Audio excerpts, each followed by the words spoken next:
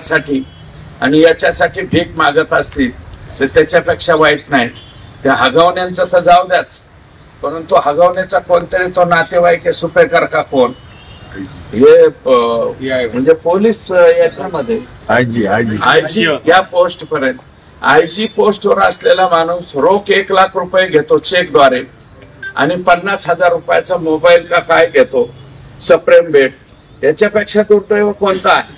आणि हे जे माननीय कोण आहेत ते सुपेकर, या सुपेकराबद्दल बऱ्याचशा तक्रारी माझ्याकडे सुद्धा आलेल्या आहेत.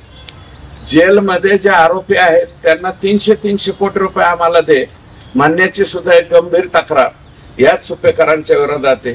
ज्या अर्थी तुम्ही नातेवाईकाच्या सुनाकडनं पैसे मागता याचा अर्थ 100% तुम्ही फॉल्टी आहात. हे सुपेकर जरा आयजी या पोस्टवरचा माणूस सुद्धा मला फॉल्टी दिसतोय. याच्यामध्ये नैतिकता नावाची पोस्ट मला वाटतं काही राहिलेली नाही. नैतिकता खूप खाली ढासळत चालली. त्याचं हे उत्तम उदाहरण. अरे 150 कोटीची प्रॉपर्टी आता काय जाळायचं का पेटवायचं तिला? आता कोण खाणार आहेत? आणि बाहेर आले तरी ह्यांना सीएनच हाणणार आहेत लोक. मला तर वाटतं ही किती वर्षाने असे लोक बाहेर येऊ. समाजाने सीएन आणि रेंदान ती संघच ठेवायला पाहिजे.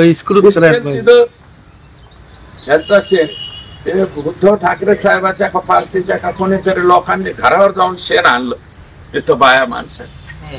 भारतीय जनता पार्टीच्या आणि शिवसेनेच्या एकनाथ शिंदे साहेबांनी यांनी तंबाटे हाणले. नुसते तंबाटे हाणून नाही जमले पाहिजे, यांना आहे ना मोठमोठ्याने कवटा हाणायला पाहिजे. तंबाट्याने काय व्हायचं नाही, कवटाने यांची डोके फुटतील असं. आणि एकदा कवाट जर पाठाडात बसलं कवाट काय असतं हे त्यांना कळायला पाहिजे. मला असं वाटतं भविष्यामध्ये कुणी नाही केलं तर आपल्या आष्टी मतदारसंघाने तयारी ठेवावी.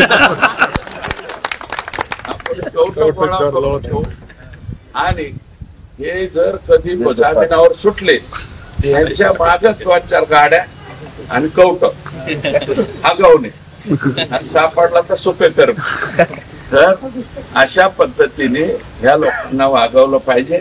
तेव्हा हे अन्याय जे करणारे लोक मानसिकता ही पैशा पाण्याच्या याच्यामध्ये थांबत नाही. अरे आमची गरिबी बरी ना, आमचे गरीब माणसं बरे ना, ज्यांच्याकडे कोटी नाहीत, लाखात नाहीत, हजारात, पण आम्ही सुखी आहोत ना, घरात सुखी आहोत. तर सुखीच त्या ठिकाणी राहिलं पाहिजे. नवीन घडामोडी पाहण्यासाठी आजच आम्ही मुंबईकर 24 तासला लाईक करा, सबस्क्राईब करा आणि अपडेट रहा.